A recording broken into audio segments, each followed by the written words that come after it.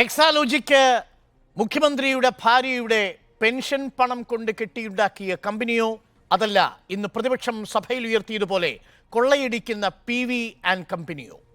ഒടുവിലൊരു സർക്കാർ കമ്പനി തന്നെ serious fraud അന്വേഷണത്തിന്റെ നിഴലിൽ വരുന്നു. വ്യവസായ വകുപ്പിന് കീഴിലെ KSIDC മുഖ്യമന്ത്രിയുടെ മകൾ ഉൾപ്പെട്ട കമ്പനി ഇടപാടിൽ ചോദ്യമുനയിലാകുന്നു.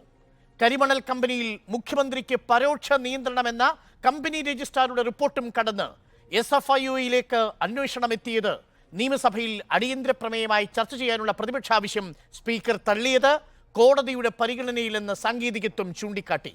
മുഖ്യമന്ത്രിയെ കൊണ്ട് കാര്യസാധ്യത്തിനു വേണ്ടി മകൾക്ക് പണം നൽകിയെന്ന ആരോപണം സഭയിൽ ചർച്ചയ്ക്കെടുക്കാൻ എന്താണ് ഭരണപക്ഷത്തിന് മടി? നിയമസഭയിൽ വരാതെ CPM സെക്രട്ടേറിയറ്റിലെത്തിയ മുഖ്യമന്ത്രി ഒളിച്ചോടുകയായിരുന്നുവെന്ന പ്രതിപക്ഷാരോപണം ശരിയോ?